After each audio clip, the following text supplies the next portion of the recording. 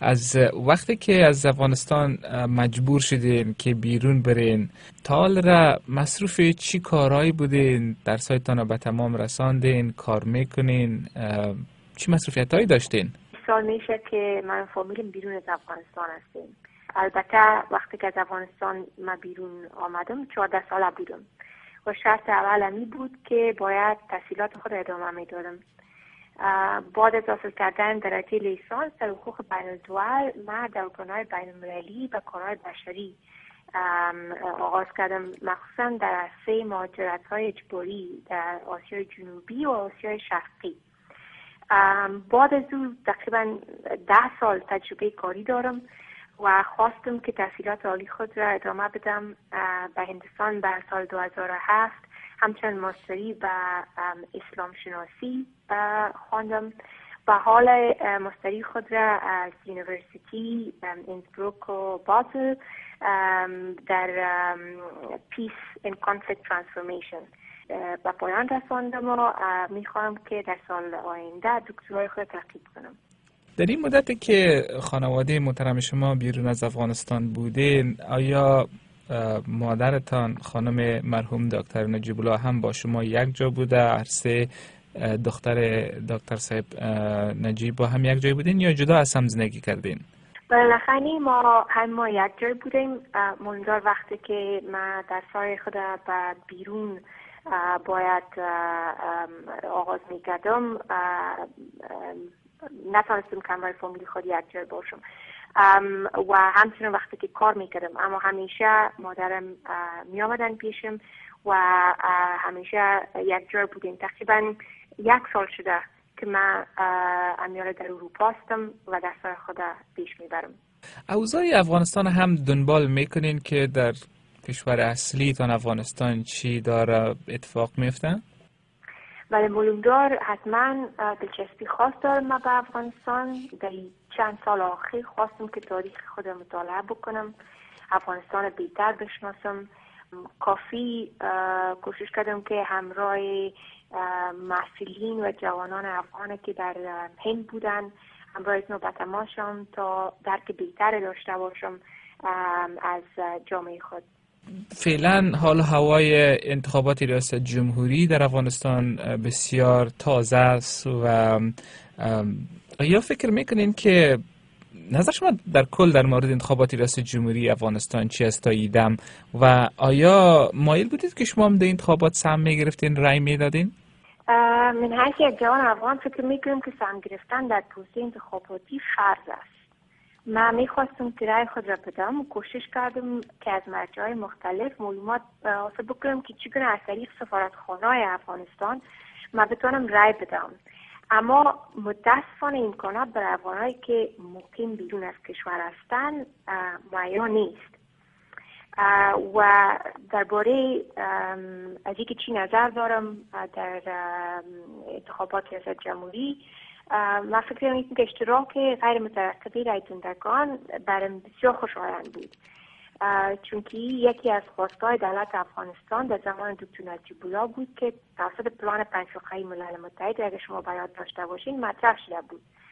وقتی که در چنل‌های تلویزیون می‌بینم که مردم افغانستان بعد از 2 دهه جنگ و از دموکراسی و از پروسه‌های حکومتداری حمایت میکنن، من آینده افغانستان برام مثبت است. البته انتخابات من حیث یک بیننده همچنان دلچسب است، چون که برای ذهنیت مردم و اونایی که کاندید ریاست جمهوری هستن بیان میکنن. چون که گفتم پروسه انتخابات از طرف مردم حمایت شد و من امیدوار هستم که در دور دوم همچنان مردم بتونن سهم بگیرن، ولی تشکیلات سیاسی و احزاب که در افغانستان هستن برای نظر پیچیده به نظر میاد. ببینید امروز تیمای کاندیدای ریاست جمهوری نظر به ایدئولوژی سیاسی که هم نامدن. من حیث یک جوان همیشه برام سوال است که خب چی نوع دموکراسی در افغانستان به میان خواهد آمد؟ آیا چی نوع اپوزیسیون حزبی ما در پارلمان خواهیم داشت تا اینکه دولت پاسخگو باشه؟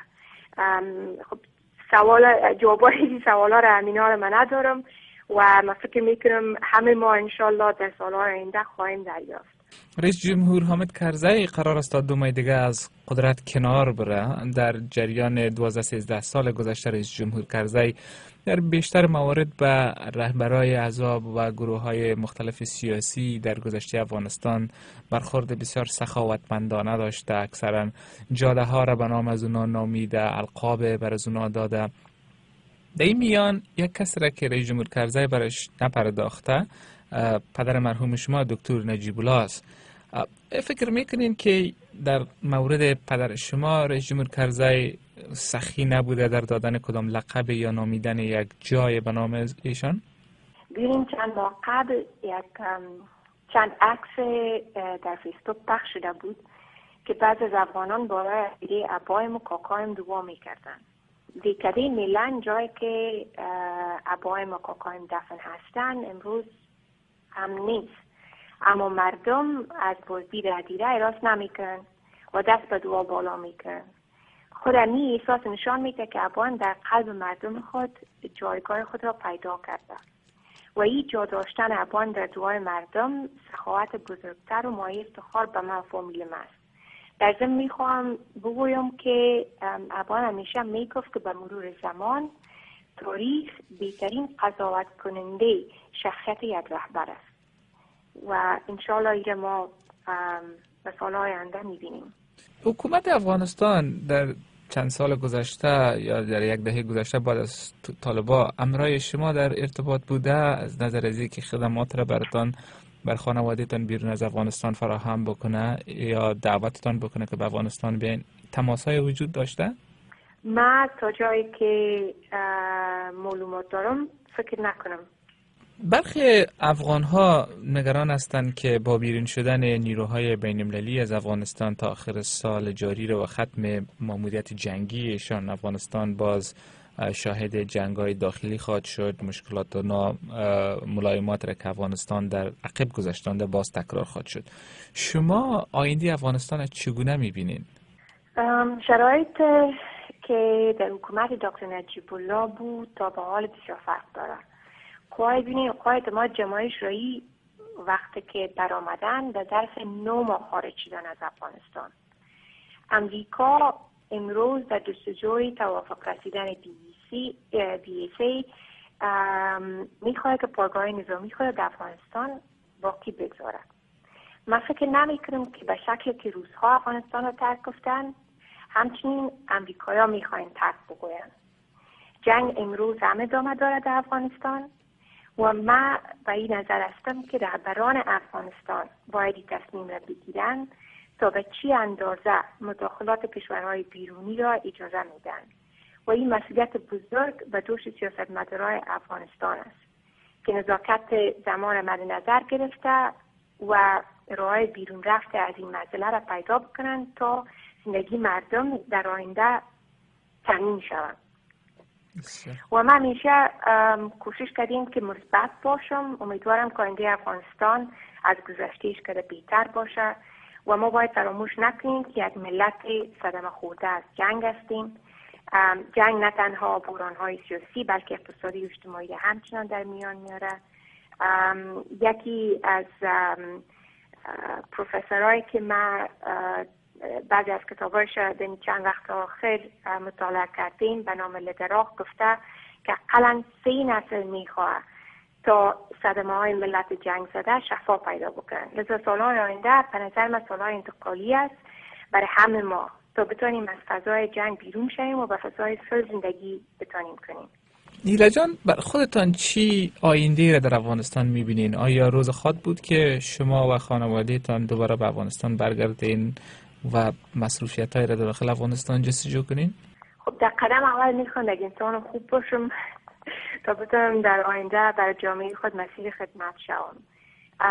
در سالهای 2007 و 2009 مثل که بیشتر همچنان تذکر دادم گفتم که در هند ما با جوانان مسئولین افغان مشغول بعض از پروژه های کلتوری و اجتماعی شدم و این یک تجربه بسیار خوب بود به من، چون که من دانستم که به تماشا بار دیگر با افغانان تقریبا بعد از 12 سال و در ضمن دست بکنم مشکلاتی که افغان ها روبرو هستند در داخل افغانستان و من امیدوار هستم که بعد از اینکه من تحصیلات خود به پایان برسانم بتونم که بعد از این پروژه ها را در افغانستان هم تطبیق بکنم و آینده معلومدار به دست ما نیست. ببینیم که هر چی قسمت بود.